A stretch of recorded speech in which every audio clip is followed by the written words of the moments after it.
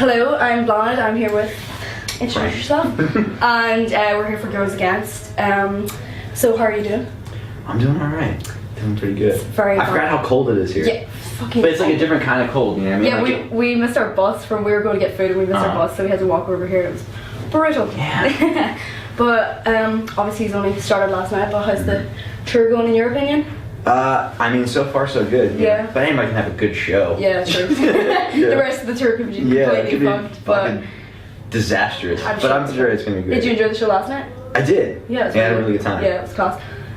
What's it like touring with Taking Back Sunday again? Because you did the tour with them and the used a while ago, didn't you? Yeah. Well, it's funny, right? Like, it feels like every time we do a record and start the tour, like we kind of like it's weird. Like we set up a secret show the first time around. We did an Aerosmith show, and then we did a couple of like headliners, and then we went on tour with Taking My Sunday. And then this time around we did an Aerosmith show. We did a headliner, and then we're now on tour with TBS again. And it feels like I don't know. It feels like the right thing to do. Like it's like now it's I don't know. It's just tradition. You know what I mean? But also they're just amazing people. Yeah, they're one of the best songs. So. What do you think the new songs have been like? How do you think they've been going down live? I feel like they're going really. You can crawl across if you want. I know you want to go, so go ahead. I feel like it's funny. Like when I'm writing a record or something, it's hard for me to finish without having the bookends. Like I don't. If I don't know how it starts and how it ends, I can't. Yeah. Kind of place things and I can't visualize it. So when writing a lot of these songs, especially when World Destroyer came about, I knew that was going to be the beginning of the record. I knew that was the sentiment I wanted to start with, and then immediately I was like, I only want to play this first. That shows like this is all I ever want. You know what I mean? And now I get to do that, and that's really fun. Yeah, it was. We were at the show last night. It was awesome as well. Hearing that live. How do you think? Obviously, like magazines and stuff review it when it comes out, and like Kerrang gave it like 5 Ks or whatever, and Upset magazine made it like album of the year. So like, were you expecting that, or like, what was it like to like see that? No, I mean, yeah, and it's kind of crazy too to like, I didn't get to see a lot of that stuff because of how life happened. But it's nice to it's nice when other people appreciate something that you put a lot of work into. You know what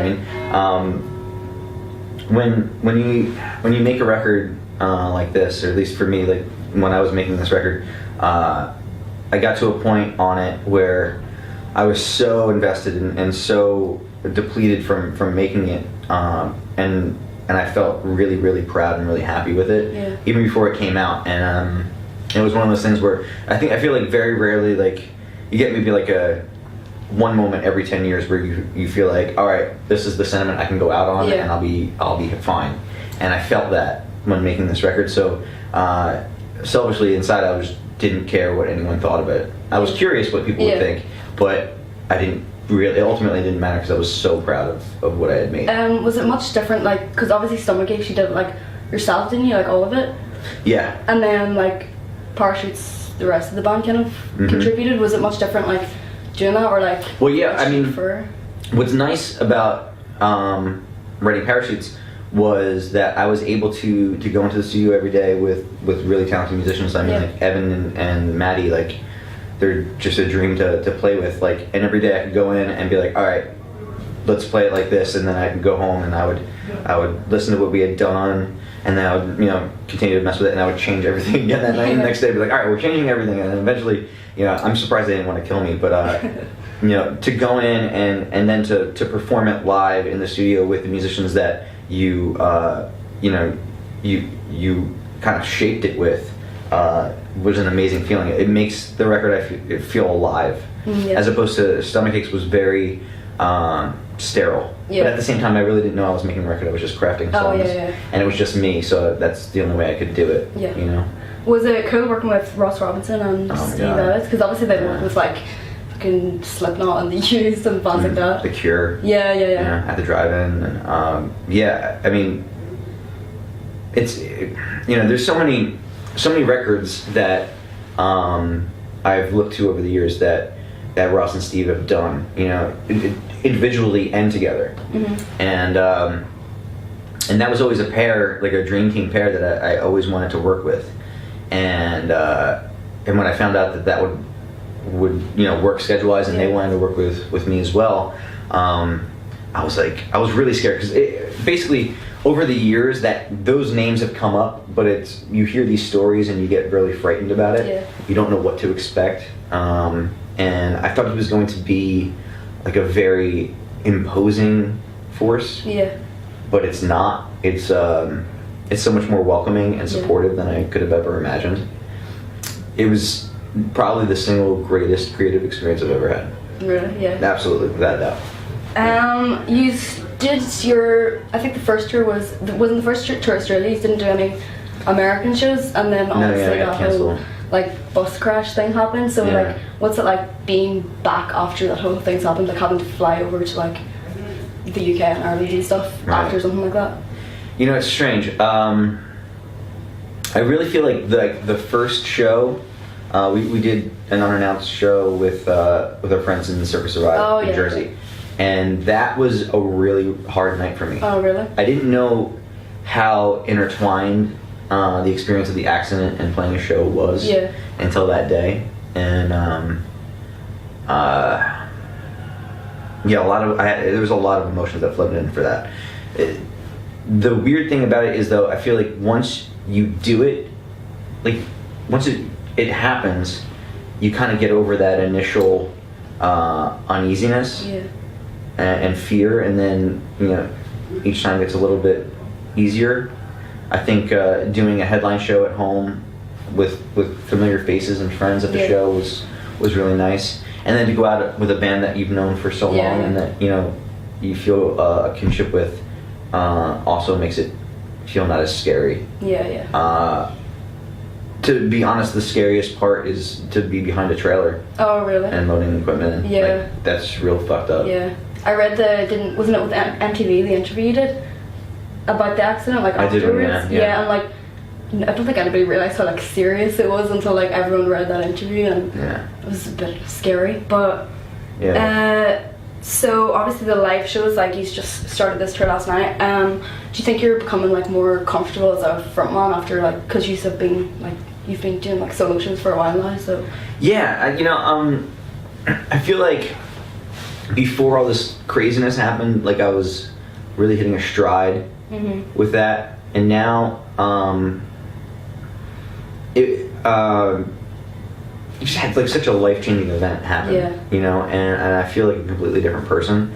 I've had to kind of relearn how to play guitar a little bit differently because of how I feel now and because of things that happen. I also feel like I feel like a different person, so I feel like even things that I've been doing for a long time are new. It's kind of a strange. I don't know how to put that into words just yet. I get what you mean. Yeah. I don't know if I have it all figured out. I'm just kind of existing right now. So the campaign that I work for is called Girls Against, and it's all about raising awareness of how shows are supposed to be somewhere where everyone can go and have fun, obviously, and stuff. And obviously you can tell from your shows that there's a very wide range of different people and stuff. There's always older people, and then there's younger people, and tall people and short people. But what do you think? Do you think that's important at shows, and that everyone knows that they can come and nobody will have a bad time, and that's the whole reason that everyone's there? I think so. I mean, that was the community that I always wanted when I was going to shows. I didn't always get that, there was definitely a faction of the scene where it was fear mongering, trying to be tough guys or show off and beat up on little kids or weaker kids or girls or whatever. If there was outskirts of the pit, they would purposefully donkey kick and try to hurt someone. There's always going to be that, but I don't feel like it's a subgenre. It's just there's always going to be assholes in every walk of life, so you're going to find that. But as far as the the scene be accepting or shows, you know, coming to shows where you feel like you can belong and feel a safe place. You know, that really should be the whole point. There's no future in this if we don't do that. If we don't kind of take the younger kids under the wing and show them the way, you know, a little bit. I got into punk rock and I got into, you know, to hardcore and music in general, playing shows, because I didn't feel like I belonged anywhere else. I didn't want to, you know, I wasn't like a sports guy. I wasn't really great at school, and that's not the kind of shit that I wanted to do. I always just wanted to be in a band.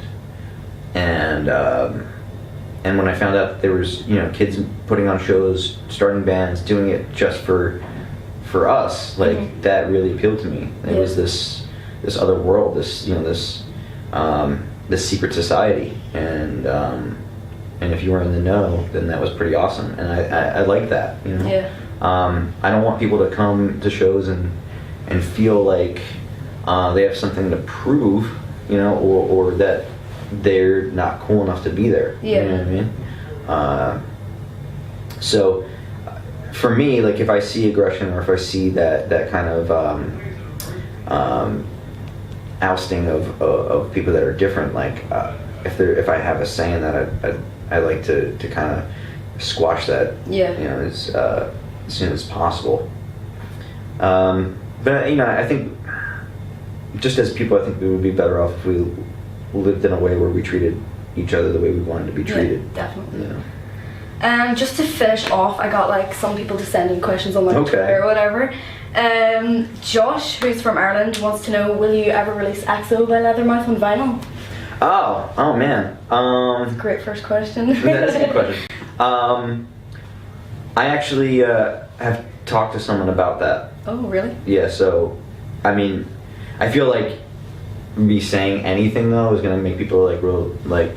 Girls Against exclusive? Well, no, not that, just like, you know, all right, well, where is it? Like, right now. I like expect it. Yeah, it's not going to happen right away. But I think it will. At some point, I really want to see that happen. Steph, who's from Long Island in New York, I think, wants to know what it's like getting to work with bands like Take Back Sunday and the Homeless Gospel Choir, and then about your announcement with Rise Against, Thrice and Deftones. That's awesome.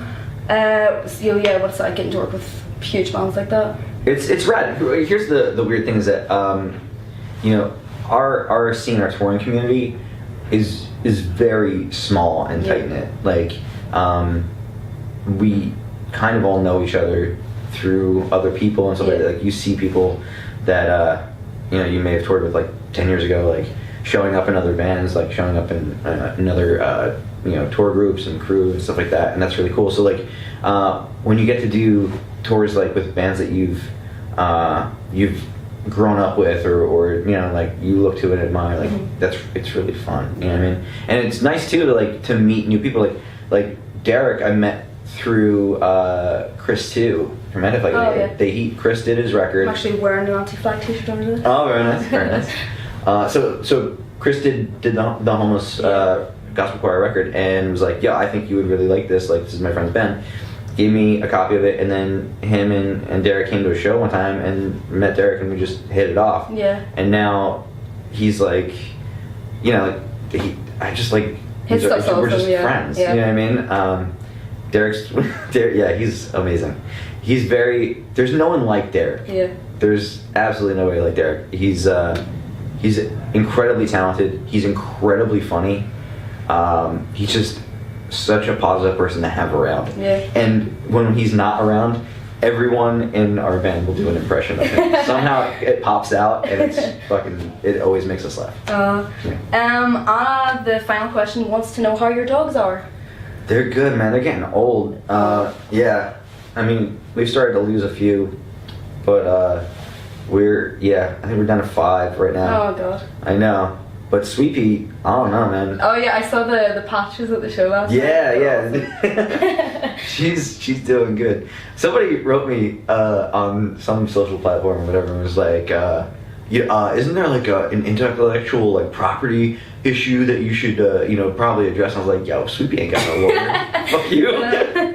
No, the Instagram, is it Instagram account that she has? Yeah, hilarious. Evan runs that. Yeah. Yeah, he does a good job with that. But yeah, so that's it. Thank you very much for taking the time. Thank you. Thanks for doing it, talking, yeah, having a good talk. That's it.